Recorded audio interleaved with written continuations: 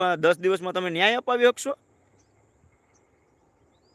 હવે છૂટી આપી દ્યો કે સમાજના દીકરાઓને જે પણ કાંઈ કરવું હોય ને એમાં સમાજના દીકરા કરશે ને એની જોડે અમે છે, ખાલી એટલું કહી દ્યો એટલે જોઉં પછી કોણ લાકડી ઉપાડે ને કોણ ધોકાવાળી કરે ને કોણ હાથ ઉપાડીને કોળીના દીકરા ઉપર વયો જાય છે એ આપણે જોઈ લઈએ.